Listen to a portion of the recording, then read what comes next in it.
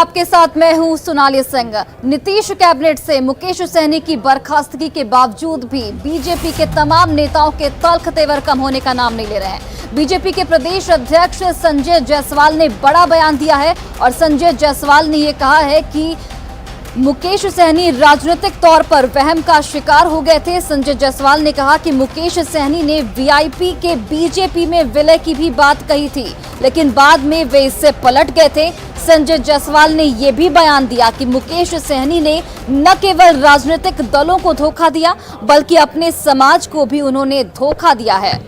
तो देखिए, बीजेपी के तमाम नेताओं के तल्ख तेवर जो है वो अब भी सामने आ रहे हैं और संजय जायसवाल के बाद डिप्टी सीएम तारकिशोर प्रसाद का भी बयान सामने आया है। डिप्टी सीएम तारकिशोर प्रसाद ने कहा कि पूरी कहानी सबको पता है।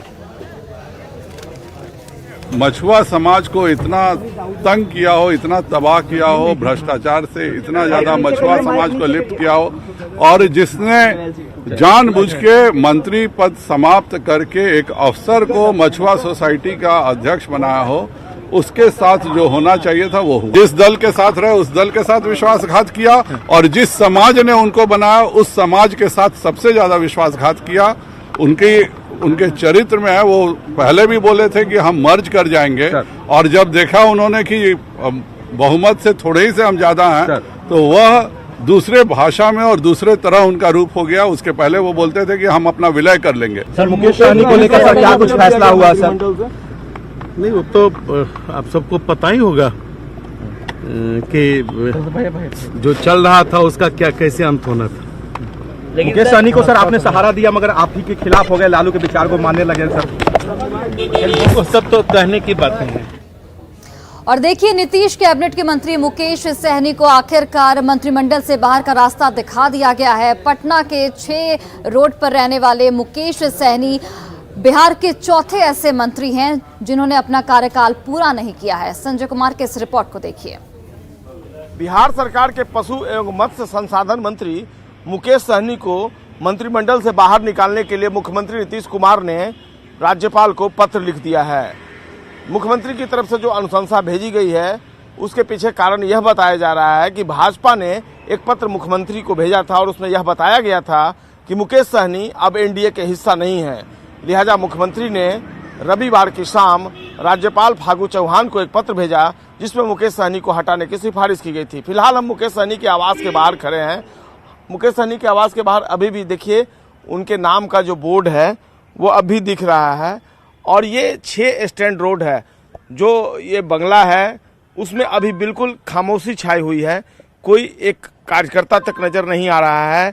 हालांकि यहाँ पर सिक्योरिटी का अरेंजमेंट अभी दिख रहा है। हम आपको दिखाते हैं कि जो सिक्योरिटी गार्ड हैं वो अभी यहाँ पर मौजूद हैं और अपनी ड्यूटी पर तैनात हैं, और ये डीएपी के जवान हैं जो यहाँ पर तैनात हैं। लेकिन बंगले में बिल्कुल अभी खामोशी छाई हुई है, कोई वर्कर नजर नहीं आ रहा है। और मुकेश सहनी बोचहा विधानसभा उपचुनाव में अभी प्रचार में लगे हुए हैं और लगातार दिन रात मेहनत कर रहे हैं, चूंकि उनकी प्रतिष्ठा का ये विषय बन चुका है। और बताया ये जा रहा है, खुद मुकेश सहनी ने कहा है कि उनके परिवार के लोग भी मुंबई से बोचहा विधानसभा क्षेत्र में पहुंच रहे हैं, जहां वे अपने घर के जो मालिक है मुकेश सहनी वो अकेले प्रचार में पड़े हुए तो उनको सहयोग देंगे। लेकिन ये जो बंगला है, इस बंगले को लेकर कई तरह की कहानियां हैं। यह स्टैंड रोड का बंगला नंबर 6 है, और बताया ये जाता है कि इसके पहले इस बंगले में 12 साल के दौरान 3 मंत्री रहे, लेकिन तीनों में से किसी ने अपना कार्यकाल पूरा नहीं किया। कोई न कोई कारण से उन्हें 2 सालों के अंदर ही अपना पद छोड़ना पड़ा। ऐसे में इस बंगले को अपशकुन माना जाता है।